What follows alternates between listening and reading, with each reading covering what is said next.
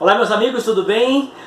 Professor Walter, a gente vai ver hoje mais um filo. A gente vai ver o filo platelminto, filo extremamente importante, né? Então eu tenho que dizer para vocês o que é fundamental, que para entender essa aula é importante que você tenha já visto aquelas questões que eu sempre estou batendo a mesma tecla, olhar, analisar a questão embrionária, desenvolvimento embrionário, lembra disso? Todas aquelas características, ablástico, diblástico, triblástico, em relação ao folheto embrionário, em relação à presença do celoma, acelomado, pseudocelomado, celomado, que mais? Entre o celoma, os esquizocelomados, os enterocelomados, em relação ao blastóporo, protostômios, deuterostômios. Essa classificação todinha está inserida em todos os filos do reino animal.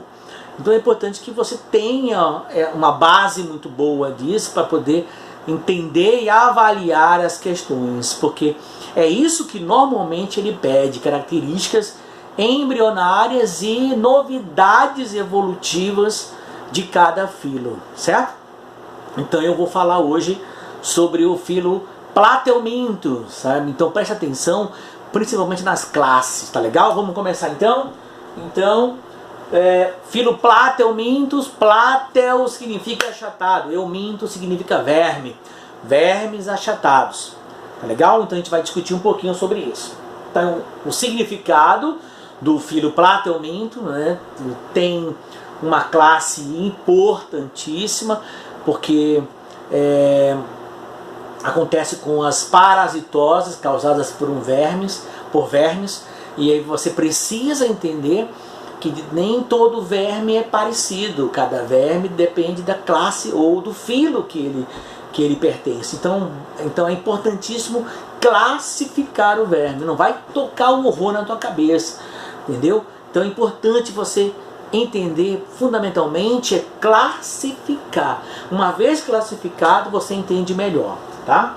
Então vamos ver os platelmintos. Olha o próprio nome, vermes achatados, animais triblásticos. Olha aí, cara, é uma novidade, animais triblásticos. O que é isso? Animais que apresentam 3 folhetos embrionários: ectoderma, mesoderma e endoderma. Então isso é uma novidade evolutiva entre os filos. É o primeiro filo a apresentar animais com 3 folhetos embrionários, né?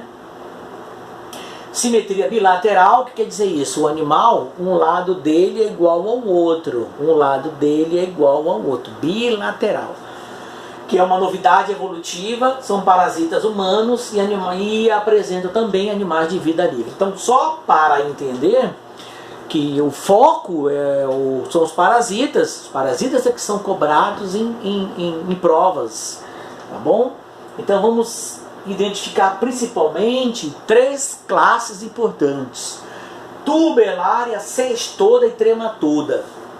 Tubelária, sextoda e trematoda. 3 classes importantíssimas. Tá legal? Então vamos lá. Olha só.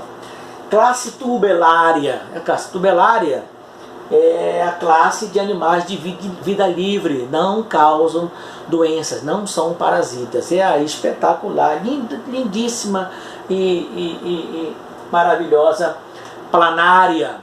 A planária é um animal de vida livre, não causa problema. Pode botar na sua mãozinha que ela vai ficar lá, não vai morder, não vai morder não, tá bom? Um animal de vida livre. Então aqui um esquema, observe que o tubo digestório dela tem inferior e anterior, tem ocelos, né, parece um olho vesgo, mas não é, são ocelos, né, identifica o claro e escuro. As aurículas são importantíssimas para a sua adaptação. Vamos ver? Agora sim, observa, ó. Apresenta o sistema nervoso. Existe o início de uma cefalização. O que é isso?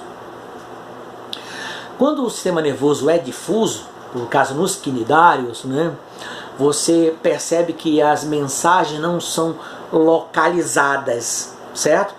quem tem cefalização é mais evoluído, tá certo? Um pouco mais evoluído. Existe um centro para guardar as mensagens recebidas como estímulos, tá? Então a cefalização já aparece nesse filo. Então olha aqui, ó, os gânglios cerebrais ou cerebróides e dois ramos paralelos, de ramos longitudinais, mas já existe a cefalização, ó, onde existe uma maior concentração de células nervosas. Isso já é um ponto evolutivo maior para esse tipo de animal, tá legal? Muito bem. O que mais? Aqui existe a cefalização, como eu havia colocado, e eu botei do lado aqui o sistema excretor. O sistema excretor é do tipo célula-flama ou solenócito. Esses animais de vida livre, mas vivem em ambiente de água doce. Água doce é a água menos concentrada, lembra? Em relação à água salgada, que é hipertônica. Água doce menos concentrada, nós aprendemos que a água passa do meio menos concentrado para o meio mais concentrado.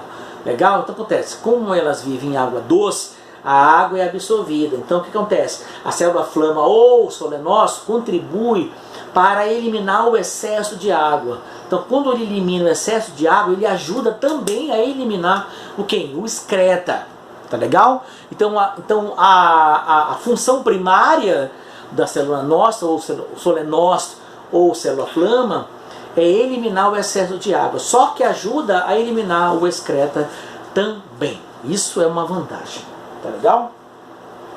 Muito bem. Órgãos sensoriais, os ocelos são estruturas fotorreceptoras que permitem perceber a luz. Então ele não consegue enxergar, mas identifica o claro e escuro. Se você botar a mão sobre a luz, você vai perceber que ele vai se retrair, entendeu? Porque não consegue identificar a imagem, o olho ainda não é evoluído. São apenas chamados ocelos, identificam o claro e escuro. Legal? O que mais? Tem duas aurículas, que são essas abinhas que eles possuem, né? São quimiorreceptores que possibilitam o olfato e paladar, apenas identificar como está o meio ambiente. Muito bom. As planárias, olha só, elas fazem reprodução sexuada e assexuada, só que ela tem testículo e oviduto, olha, aparelho masculino e feminino, tá certo? Então elas acasalam e produzem planárias jovens, reprodução sexuada. Agora também acontece, eles fazem reprodução assexuada por regeneração. A regeneração, se você pegar e cortar uma planária vai dar origem a duas. Ela vai regenerar. Então funciona a regeneração com um tipo de reprodução assexuada, tá?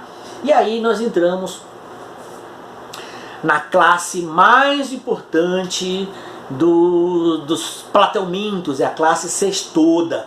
É a classe que vai identificar aqueles vermes causadores de doenças que têm importância clássica médica e nas provas de vestibular, que são essenciais. Vamos ver então quem são os animais da classe cestoda. Guardem bem, cestodas são as tênias. Olha as astênias, tá? Está escrito taênia, mas está em latim, é tênia, pronuncia-se tênia. Tá legal? Não vai falar taênia. Ah, eu estudei hoje as taênias. Não existe isso. Está escrito em latim, eu estudei as tênias. Ok? Muito bem. Vermes que podem medir até 20 metros. 20 metros da grossura do meu dedo. Olha aí. Da grossura do meu dedo com 20 metros. São animais espetaculares. Solitárias. Lembram disso? Solitárias. Vivem sozinhas no intestino. Tranquilão? Muito bem. Tá, agora vamos ver como são formados. Olha só, são dois tipos. São parasitas intestinais e existem dois tipos. Tênia sólio e tênia saginata. De interesse médico. Ok? De interesse médico existem essas duas. A tênia sólio e a tênia saginata. A tênia solium ela é transmitida pelo porco. E a tênia saginata é transmitida pelo boi, certo? Comer carne de porco, comer carne de boi mal assadas e mal cozidas. Não é, eu não vou comer nunca mais carne de porco. Não é isso. Tem que saber a origem dessa carne e Mas eu não sei a origem da carne, não foi eu que comprei. Mas você vai assar bem essa carne, vai cozinhar bem essa carne para matar as larvas que estão dentro da carne. Beleza? Muito bem. Então, causam que doença? Causam a teníase. Tá legal? Teníase também chamada como solitárias. Por que solitárias? Porque elas vivem sós no intestino do indivíduo. Tá legal? Muito bem. Vamos ver como formam a estrutura desses vermes. Olha só. São animais extremamente grandes, longos, compridos, né? E apresentam na cabeça, também chamado de scolex, apresentam ganchos e ventosas. Ganchos é para se fixar no indivíduo, né? Não é isso? E as ventosas para chupar o indivíduo, para sugar o indivíduo, né? Muito bem. Aí, esses vermes apresentam ganchos e ventosas. A sólium é transmitida pelo porco e a saginata é transmitida pelo boi. Legal?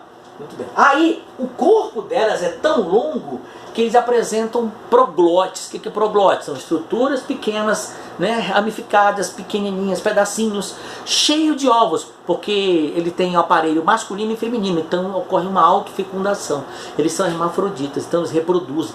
Então ali dentro tem mais de 500 mil ovos. É muito ovo dentro de cada proglote. Dentro de cada proglote tem um monte de ovo. Então quando o cara defeca, ele defeca um monte de ovo, ele joga na natureza vários ovos, certo? E é esse o grande problema. O problema está onde? Na carne que ele come e como ou quando ele defeca e onde ele defeca. Então é um problema de saúde pública. Tá legal? Muito bem. Muito bem. Aí, vamos ao que interessa. Ó, cabeça, o scolex, cabeça ou scolex, o colo e o estróbilo. Beleza? Aí, os proglotes liberados, proglotes grávidos, que são liberados, tá bom? Aí eu tenho uma imagem dos proglotes grávidos. Olha aí os proglotes de sólio e saginata. Entendeu? Vamos entender então o ciclo evolutivo desse verme. Então, esses proglotes são estruturas que são eliminadas no meio. Veja o perigo que é esse verme. O perigo. Isso aqui tem milhares de ovos sendo jogados no meio ambiente. Quando o indivíduo defeca no lugar errado. Perfeito? Defeca no lugar errado. Então é um problema de saúde pública. Tá legal, gente? Vamos ver então o ciclo evolutivo. Como ocorre o ciclo de reprodução desses vermes. Então, vamos devagar para entender isso com mais calma. Observe. Boi. Na carne do boi tem os cistos musculares. Certo? Muito bem. O que vai acontecer? A gente chama de canjiquinha.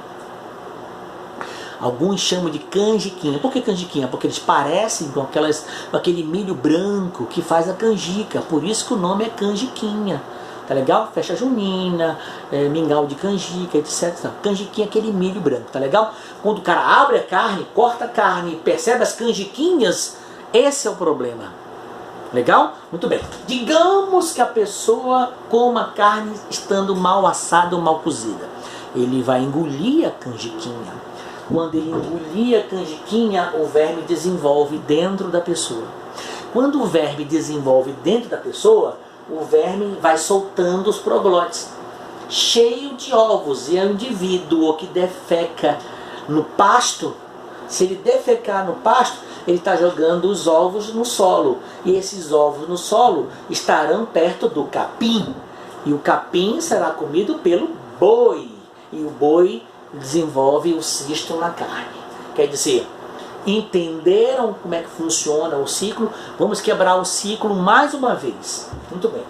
Observe que é interessante que o parasita tem dois hospedeiros. O ser humano e o boi. Então ele é um parasita heteroxênico. Legal? Tem dois hospedeiros. Tranquilo? Muito bom, né?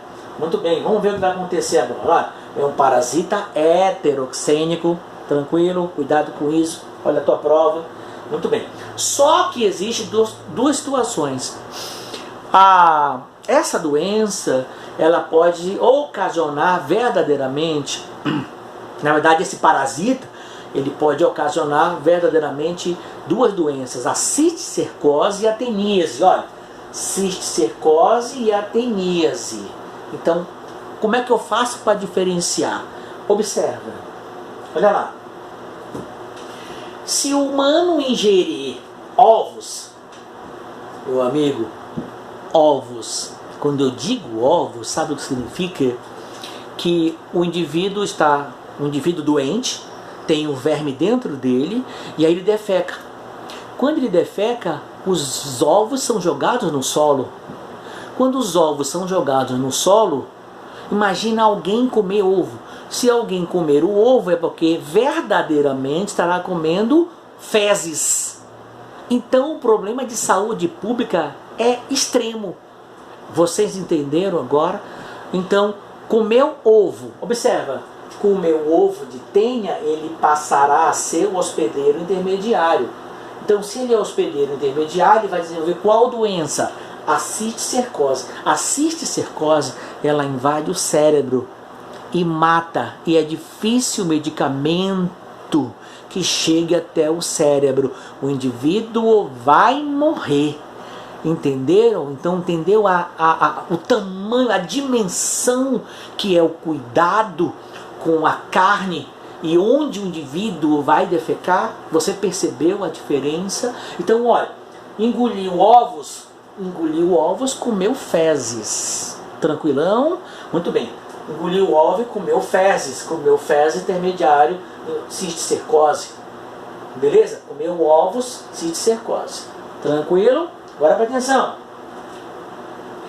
Para o homem ingerir os ovos, para os homens ingerir os ovos de tenha, é necessário ingerir fezes, pois é o veículo mais apropriado para conter os ovos.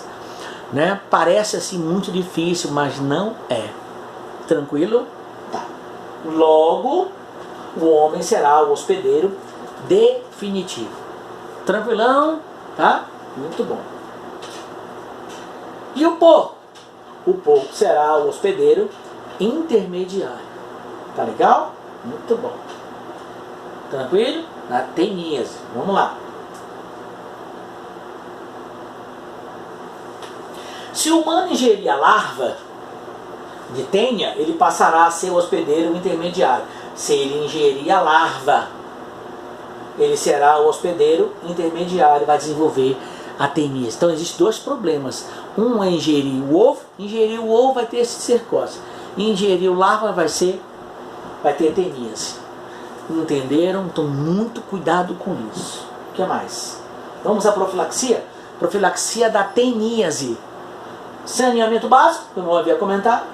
Cozimento correto das carnes, particularmente a carne de porco. Tratamento dos doentes, inspeção sanitária em matadouros e açougues. Então preste atenção quando naquela hora que a gente fala em hospedeiro intermediário, hospedeiro definitivo. Fica atento que isso cai em prova. Tá legal? Beleza. Aí a gente vai fazer o seguinte. Vamos mudar de classe. Vamos para uma classe chamada classe trematoda. Outra classe também de interesse médico. Tá bom? Essa classe trematoda, o que ela tem? Chamado dos trematóides, são parasitas que apresentam uma ou duas ventosas usadas para fixação no hospedeiro. Então nós vimos a classe turbelária, que é a classe das planárias, a classe cestoda, que é a classe das tênias, e a classe da classe trematoda, que são os trematóides, que é outro verme de importância médica. Qual é a doença? A doença é a barriga d'água ou esquistossomose. Uma doença muito comum, né? É uma endemia no centro-oeste. Tá certo? Muito bom. Agora, quem é que transmite? Transmite um verme chamado Esquistossoma mansoni. é um trematódio, tá? A classe trematoda, ou trematoda. O que é interessante? Interessante que, olha, duas ventosas, e esse é o macho. O macho guarda dentro de si a fêmea. O macho guarda dentro de si a fêmea, certo? E esse canal em que o macho guarda dentro de si a fêmea é chamado de ginecóforo. Tá legal? Ginecóforo. Então vamos ver. Ó, macho e a fêmea. Tranquilão? Duas ventosas. Muito bem. Aí eu coloquei o canal. Ginecóforo é uma depressão ou um canal ventral onde machos dos vermes de Schizosoma mansoni. Tá legal? Então, macho.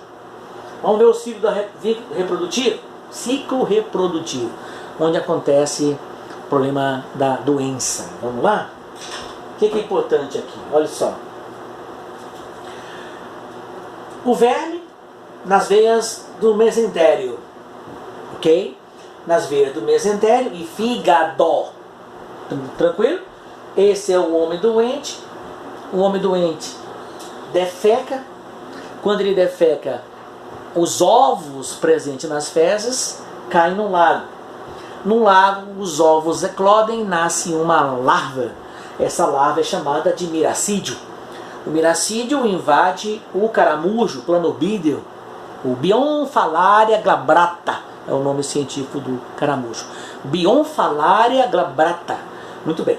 Dentro do caramujo, o que vai acontecendo? Ele vai reproduzir assexuadamente e vai liberar outras larvas chamadas larvas cercárias.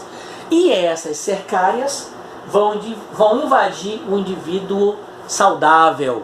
Quando ele invade o indivíduo saudável, ela entra na perna, causa coceira. Por isso que essas lagoas são chamadas de lagoa da coceira. Os cercárias entram e ganham a corrente circulatória e vão para o fígado. Lá os vermes desenvolvem, certo? Desenvolvem, ficam adultos.